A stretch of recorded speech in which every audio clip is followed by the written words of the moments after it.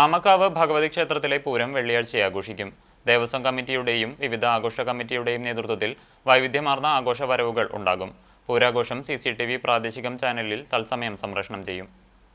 ക്ഷേത്രത്തിൽ നടക്കുന്ന പ്രത്യേക പൂജകൾക്ക് തന്ത്രി പാലക്കാട്ടിരി നാരായണൻ നമ്പൂതിരിപ്പാട് മുഖ്യ കാർമ്മികത്വം വഹിക്കും.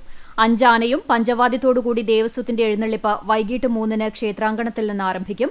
ദേവസ്വം പഞ്ചവാദ്യത്തിന് ചെറുപ്പുളശ്ശേരി ശിവൻ, കരിയന്നൂർ നാരായണൻ നമ്പൂതിരി, ഹരീഷ് നമ്പൂതിരി, ജയൻ തിരുവില്ലാമല, കുട്ടിനാരായണൻ എന്നിവർ നേതൃത്വം നൽകും. വൈകിട്ട് നടക്കുന്ന കൂട്ടിയെഴുന്നള്ളിപ്പിൽ 27 ആനകൾ അണിനിരക്കും. സൌത്ത് ന്യൂ ബസാർ ആഘോഷ കമ്മിറ്റിയുടെ എഴുന്നള്ളിപ്പിന് തെച്ചിക്കോട്ട് രാമചന്ദ്രൻ, മലദേശം സെന്റർ കമ്മിറ്റിയുടെ ആഘോഷത്തിന് തിരുവമ്പാടി ചന്ദ്രശേഖരൻ, CK നഗർ കമ്മിറ്റിക്ക് വേണ്ടി പുതുപ്പള്ളി കേശവൻ, വട്ടേനാട് ദേശം സെന്റർ കമ്മിറ്റിയുടെ എഴുന്നള്ളിപ്പിന് പാമ്പാടി രാജനും തിടമ്പുകളേറ്റും. വിവിധ ആഘോഷ കമ്മിറ്റികളുടെ നേതൃത്വത്തിലുള്ള വാദ്യാഘോഷങ്ങൾ ഉത്സവത്തിന് മാറ്റുകൂട്ടും. പരമ്പരാഗത കലകളായ തിറ, പൂതം, കരിങ്കാളി, പ്രാചീന വേഷങ്ങൾ, താളമേള വാദ്യങ്ങൾ എന്നിവയും ക്ഷേത്രാങ്കണത്തിലെത്തും. ഷൊർണൂർ DYSP, ചാലിശ്ശേരി SHO, വിവിധ വകുപ്പുതല ഉദ്യോഗസ്ഥർ എന്നിവരുടെ നേതൃത്വത്തിൽ ക്ഷേത്രനഗരിയിൽ യോഗം ചേർന്നു. ഓരോ കമ്മിറ്റികൾക്കും ക്ഷേത്രത്തിനുള്ളിൽ നിശ്ചിത സമയം അനുവദിച്ചിട്ടുണ്ടെന്നും യോഗ തീരുമാനങ്ങൾ നടപ്പാക്കുന്നതിന് കമ്മിറ്റികൾ സഹകരിക്കണമെന്നും ക്ഷേത്ര ഭാരവാഹികൾ അറിയിച്ചു.